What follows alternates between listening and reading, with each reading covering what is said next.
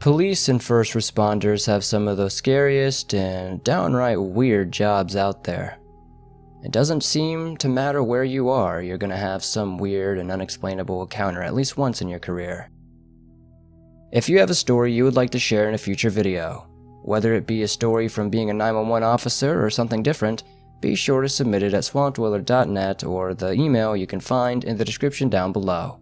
I would love to share your story with everyone here in the swamp. It's stories like yours that help keep this channel going. Now, without any further ado, let's get into these creepy 911 first responder stories that'll give you nightmares tonight.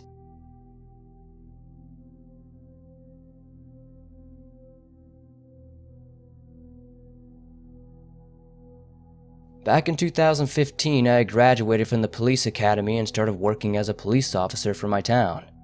The area where I'm located is actually considered frontier. Big sky is pretty fast, open and towns are miles apart with little in between them. My specific town, we do both in-city limits and out-of-city limits 911 responses.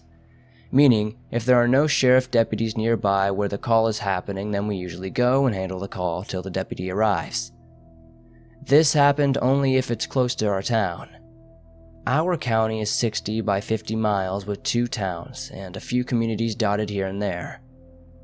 About a month after my FTO phase, I was put on patrol on my own without any training officer. One night, a few hours into my shift, I was dispatched to a remote area outside of our city limits, roughly about 33 miles into the middle of nowhere in a community. Apparently, a female had called 911 and our neighbor county's 911 center had received it and transferred it to our dispatch. A female caller was apparently distraught, scared, and didn't know where she was. She advised our dispatch that it is dark and her car will not start. She was getting cold, and she also stated that she's not from the area. So me being the rookie, I was assigned that service request. Since it was deemed as a rescue welfare check, I had another officer join me. We responded, and it was like a 40-minute response on a mountain back road to locate a silver 2003 Toyota Highlander. Meanwhile, dispatch was able to ping the number she was calling on and was able to get a location. As it turns out, it wasn't in the community where we were being dispatched to. She was actually 13 miles west of the community in a heavily wooded area somewhere on a logging road. The cell tower in town relayed her call, which registered it as coming from that community. Nothing seemed out of place when dispatch advised us on her location. We figured it was some hiker or outdoors person since it was in that general location. By the time we arrived in the area, it was already around 12 p.m. We started on the dirt road into the back country and where dispatch gave us the possible coordinates of the call origin. Dispatch advised us that she's still on the line with the RP. We let her know that there's no vehicle at that location. We also let her know that we're going to turn on our sirens. It being in the middle of the mountains, when we turned on the siren, it had echoed throughout the valley and echoed off the mountains. RP advised dispatch that she can hear the police sirens, but they sounded far away still. We think, okay, she must be further back somewhere. About 2 miles up was a split in the road. My partner went left and I went right. I was thinking, here we go with that Scooby-Doo crud. Nothing seemed out of place, nor were there any feelings of danger that I could remember feeling. About 4 miles in on my side, I radioed my partner. "You find anything yet?" He advised me. "I didn't come across anything so far." He let our dispatch know that he's going to turn on his siren again. When he did, the RP advised our dispatch that it sounded somewhat close, but it was still far away.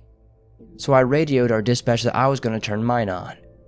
When I did, the RP stated that the other siren was really close at the time. I was thinking, oh good, she must be up the road somewhere. I continue up the road about a mile when dispatch advised me that the RP stated that she can see headlights through the trees and hear you coming up the road. Dispatch also advised me that the RP ended the call with them, stating that she's going to meet you next to her vehicle. When I came around a bend, my patrol vehicle's lights fully illuminated the road in front of me. Off to the side of the road was a silver 2000s Highlander. That's when stuff got really strange. Keep in mind that it was summertime. In front of me was a silver Highlander, but there were millions upon millions of flies swarming outside of it. I turn on my spotlight and face it on the black window. That's when I was able to see that the inside was pitch black out, but not from window tint. It turns out it was black from flies on the inside of the vehicle as well. I was thinking, what the heck? I exit my vehicle and attempt to make my way to the Toyota. But halfway to the Highlander, the stench of decomposition was too strong. I wound up gagging and almost losing my cookies. I retreat back to my patrol vehicle and I radio my dispatch. 721. Dispatch 721, be advised I located the vehicle. Also send a deputy to my location and a supervisor. Negative on any contact with 101, possibly 1058, inside the vehicle. As a side note, a 1058 is a dead person. Dispatch. Did you advise possible 58, 721? 721. Yeah, 10-4, ma'am. Dispatch. I copy. County was advised, and 2211 and 2216 are en route to your location. Also, 700 and 704 are also en route to your location. 726, what's your 1020? 726, which is my partner, replies with, I'm just pulling up to 21's location. Be outside of my car with 21. Dispatch. I copy. Out with 721 and 0110. My partner showed up. When he got out of his vehicle, he was speechless. He asked me if I found the female yet. I told him, I'm pretty sure she's inside the vehicle, dude. His response was, I was afraid you were going to say something like that. We finally got our composure together and made our way to the vehicle. Keep in mind, we managed to find some Vicks vapor rub and used an EMS trick that supposedly combated the stench. It didn't help, by the way. We got close to the front driver's side door and the flies on the outside were thick. After swatting some away, we managed to find the door handle. Luckily, it was unlocked. We opened the door, and that's when we messed up and realized the most disgusting smell and sight I have ever seen. As the door swung open, a huge mass of fluids, maggots, and remains of what was left of human skin, hair, and Lord knows whatever else was in that slime spilled onto the ground. The horde of flies that came swarming out from inside the vehicle made it too much. We retreated again, gagging and puking. The smell was awful. It was so strong that there was a point to where you were able to taste it. It was like tangible. We were able to confirm that she was a 1058. I managed to find some Lysol spray in the back of my unit. My partner smoked cigarettes, so combining Lysol spray and a lighter, we made a makeshift flamethrower. We flamed as much of the millions of flies as we could, which worked pretty well at killing them and dispersing them. Once we got as much of the flies away as possible, we got a better look inside of the vehicle, and were able to see the license plate on the back of the vehicle and the inside. The inside of the vehicle had clothes and what looked like hiking supplies. There was only one woman inside when we managed to find some identification for her. She was sitting in the front driver's side, and whatever was left of her was a horrendous decomposed body covered with maggots and whatever else made her a home. On the dashboard inside the vehicle was a cell phone. I grabbed it and it was dead. Still having possession of the phone, I walked back to my patrol vehicle and had the phone charger that was compatible with hers. It was an Android Galaxy, which I also had at the time. Sometime later it turned on. My partner was looking at me with a confused look. I advised her dispatch that she should redial the number that she had called us on. She did. The female's phone began to ring. My partner freaked out. To hell with that. She's dead, but she still managed to call us? I'm shocked and weirded out. I let our dispatch know that it's ringing and the caller ID is our dispatch number. I'm shocked and confused the entire time. Supervisors and deputies show up about 20 minutes later. Deputies are coroners, so they pronounced her dead. She was sent to the crime lab. No foul play was suspected, ruling it was a natural cause. We were questioned by the higher-ups and were advised to keep quiet on the matter. FYI, they estimated that she had been in that vehicle from anywhere from a month to a month and a half. Since that incident, I no longer work as an LEO. I since switched over to our EMS and now work as a CC paramedic, although I'm part of our SWAT team as an LEO medic.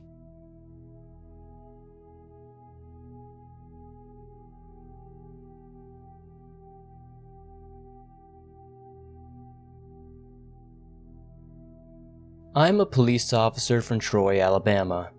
I have been working third shift, which is 10:30 p.m. to 6:30 a.m., for a few years, and was on patrol one night. It was around 3 a.m., and it was a slow night, so I was checking buildings and cruising areas where people tend to be when they shouldn't. One of the areas where we would always have problems with people digging up windows, drugs, or vandalism was a fairly old graveyard. This graveyard has many Civil War soldiers buried here, and is very large. As I pulled down the road to check the graveyard, I want to note this is a one-way in and one-way out entrance. There are lots of old trees surrounding the graveyard, so it's a perfect, secluded area, hence the fairly common window fogging occurrence. I pulled into the graveyard and noticed there were no cars parked, so I started to make a right turn and turn around when I saw a movement in the corner of my eye. I hit the brakes and, out of my driver's side window, about maybe 100 yards away, I saw what looked to be a black silhouette that was human-like. It was slowly but surely walking toward the tree line. I grabbed my alley light attached to my patrol car and got the beam on the figure before it walked behind a large pecan tree. I observed it walk approximately 6 or 7 steps. There were no facial features, and the figure was just a black haziness. It actually turned slightly towards me as it kept walking. Now, I also want to note this was in the spring, and dew would always be on the ground during this time. I proceeded to get out of my patrol car, and the figure never appeared from behind the tree, even though with the path it had been on, it should have. So, I got back in and drove down to the area where I observed the figure. Once I got close to the tree, maybe around 20 yards or so, I stopped and got out. Now, this area was totally grass, and there was a heavy layer of dew that night on the ground. There were no footsteps anywhere. The only tracks were my own from me walking around the tree trying to get my brain around it. I just couldn't figure out what it is that I saw. I radioed my buddy to come to the cemetery and I would explain more once he got here. I told him the story and he was walking around also, and we found nothing. This was not surprising, since me and him had both seen some pretty gnarly stuff on the night shift for years, and we had both seen weird lights and noises and all sorts of things, both outside and in buildings, but this was my first time seeing some sort of figure. Also, this was the longest observation I'd ever had of something that I would call supernatural. If any of you have any idea what it is I saw that night, I would love to know. Please comment them down below. And thank you, Swamp, for sharing my story.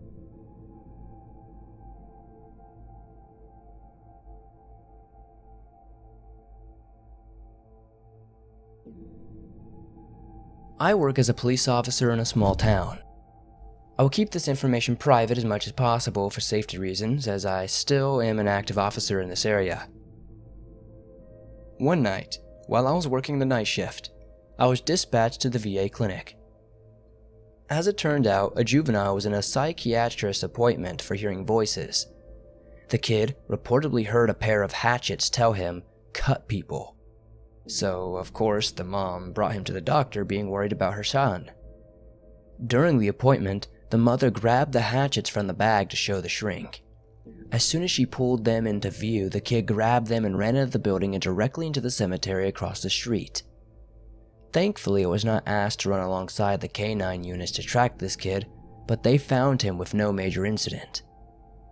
I was tasked with bringing the kid to the centers for evaluation, and while he was in the back of my patrol car, we distracted him with questions while another officer placed the hatchets in my trunk. While on my way to the centers, the kid said, "Sir, you have my hatchets in the trunk, don't you? I can feel them." I didn't verbally respond, but I simply laughed a little. I was never so freaked out by anything to this day. The centers obviously wouldn't take the hatchets. My sergeant told me not to place them in evidence, So I tried to return them to the mother, and she also refused to take them. So I ended up just throwing them out. This was truly one of the oddest experiences of my entire life. I know this isn't the scariest or freakiest or even the strangest experience you've ever told, but I am grateful that you decided to share it anyway.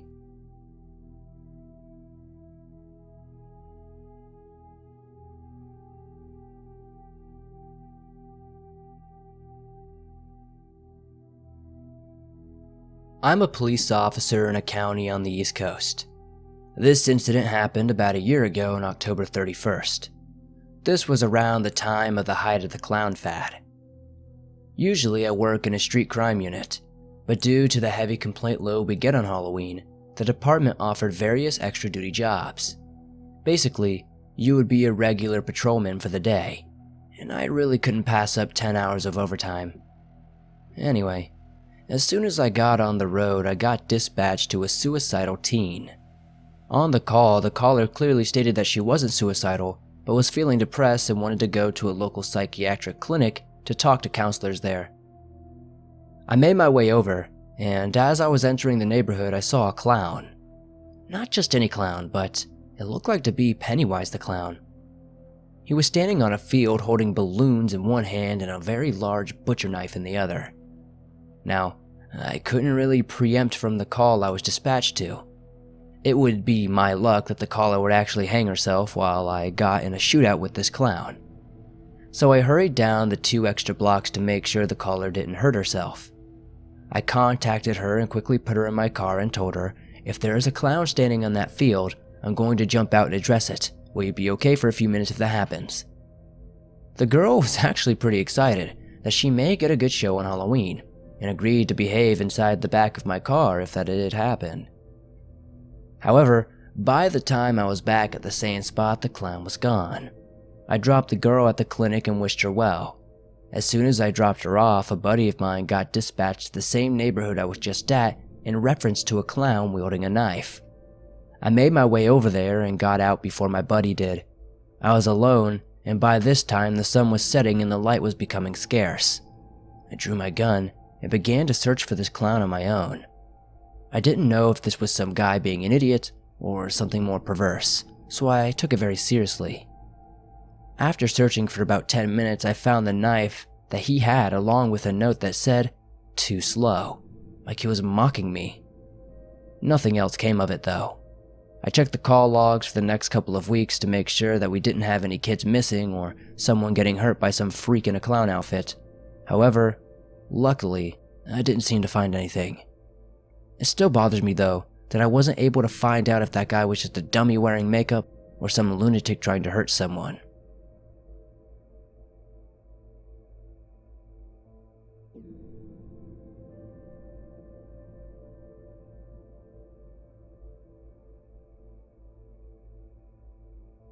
I was a 911 dispatcher and communications officer for a rural sheriff's department.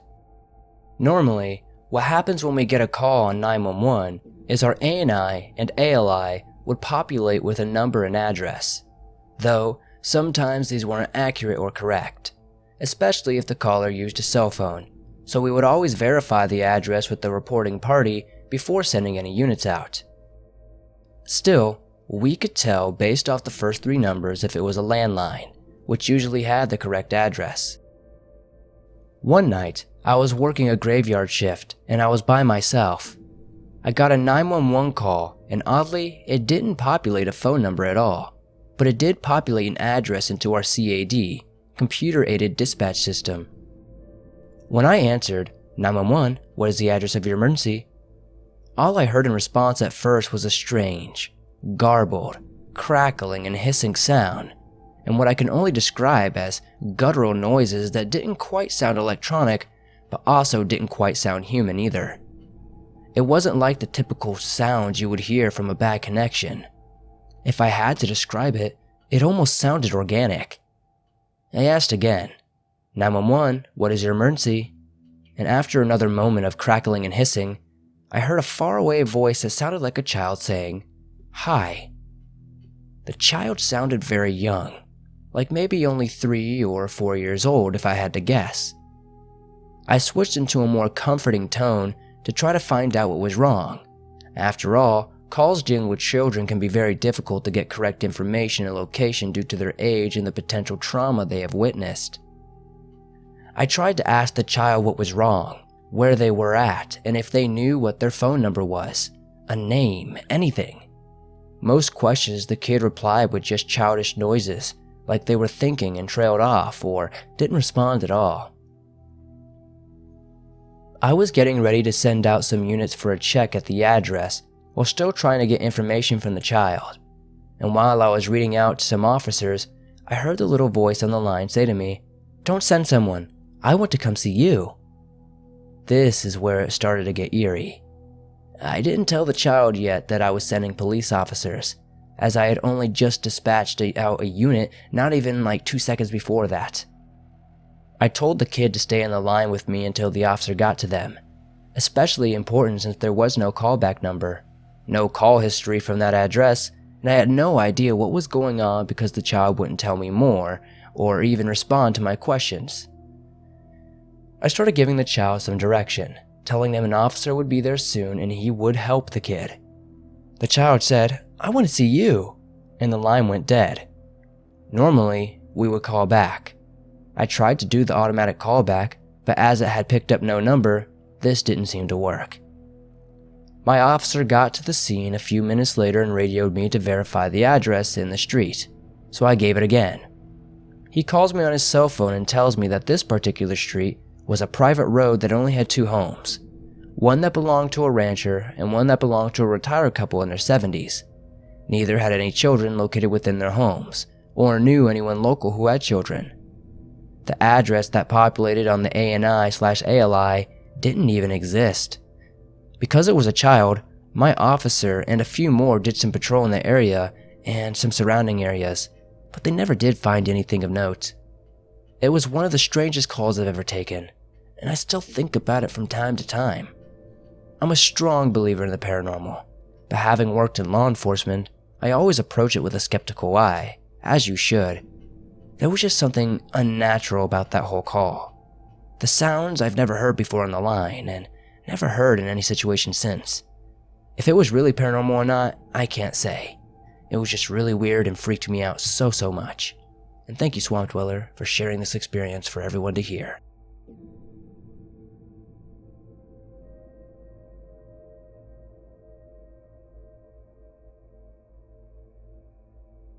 So this happened approximately a week ago.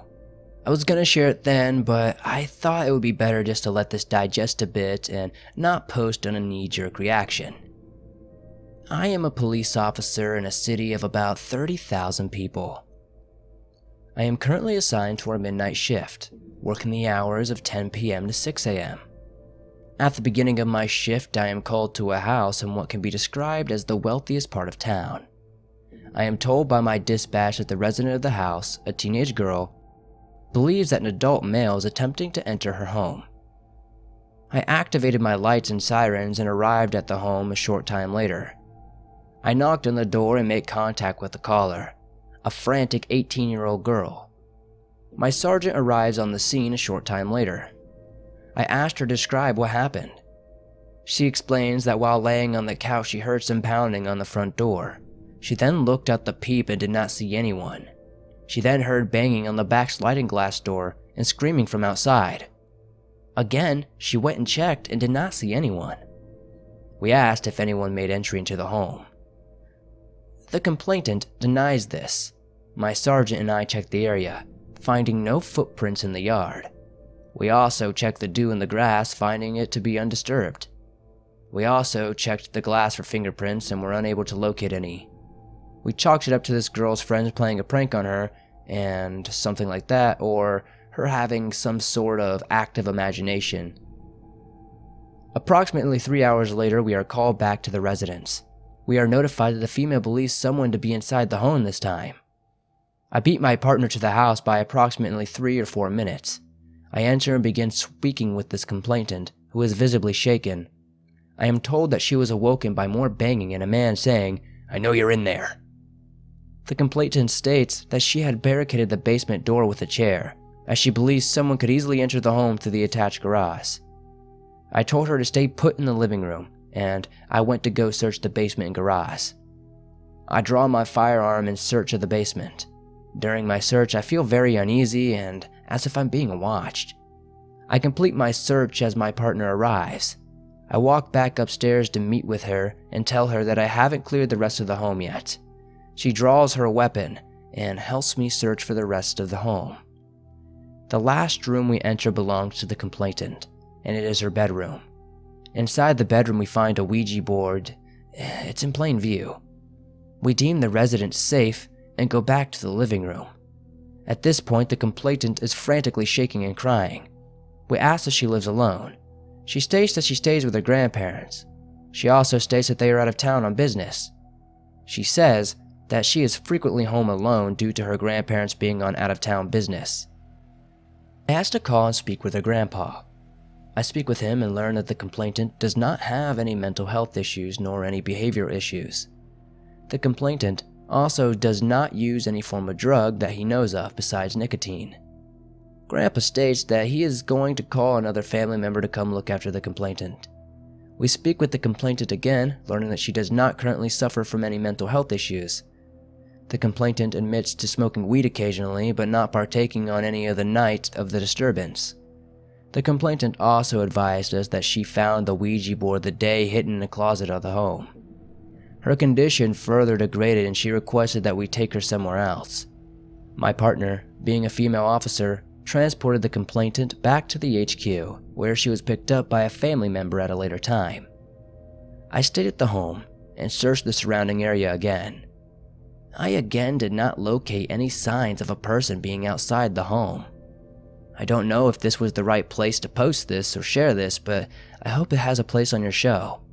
I for sure did not feel good whilst being in that basement, that's for sure. I used to be a huge skeptic on the paranormal until I took this job.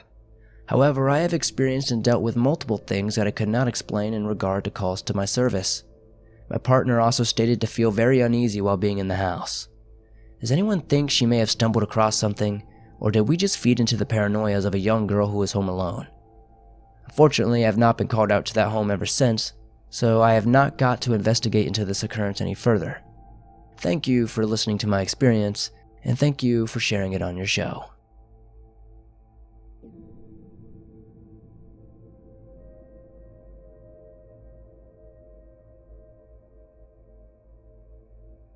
This story is a bit different from 911 and dispatch calls, but I was in medic school finishing up some ride-alongs in a big city in Oklahoma. So we get this call at around midnight to a county address outside the city. It was a pretty vague dispatch, but possibly a fight of some sort. We started heading out there, and we find out as we are going along that this is way outside of town. It was one of those calls that by the time we realized it was outside of our coverage area, it just wasn't worth turning around and letting someone else deal with it, so we kept going. We're driving and eventually are up in the hills on dirt roads, pretty much driving around with no real way of figuring out where our patient is. We haven't seen any houses or cars or people when we come around a corner, and there's some ancient looking dude in the middle of the road. He doesn't flinch, even though we almost hit him, and just points further down the road without saying anything when we ask him if he called or what's going on. Definitely weird, but whatever, we pushed through. So we continue down the road, and eventually we drive onto this meadow surrounded by trees, and in the headlights we can see this lady in the middle of the meadow just standing there. The meadow isn't huge, but our scene lights really didn't light up the edges. So we pull up and start doing our thing. She's a little bloody, but it doesn't seem to be that bad. It seems to be more psychological than anything. And she's not really doing much helping us figure out what's going on. After about 5 minutes, a county deputy pulls into the meadow and gets out and comes over to us. He seems really nervous and keeps looking around, which seemed really weird and puts us all on a little bit more on edge, you know? Another minute or two passes and we all notice that it's gotten really quiet. Eerily quiet. Now this is Oklahoma in the middle of the woods in summer. The bugs have been making a huge racket. Now, all of a sudden, it's just silence. All the hair stands up on your neck, and one of the guys I was working with pulls out a gigantic spotlight from the truck and scans the tree line. Blood runs completely cold. There were about 20 guys with rifles standing around the edge of the meadow, just watching us from the darkness. They weren't pointing them at us, but talk about some sphincter tone going from 0 to 100 in no time flat. We are kind of just frozen, but after what felt like 10 minutes, the deputy breaks the silence by simply saying, "Yeah, we should go." So we did. We climbed into the ambulance, dragged the patient with us, and booked it out of there. People from urban areas or even small towns don't realize it, but there are definitely hill people, as I will call them, still out there who live completely separate from society.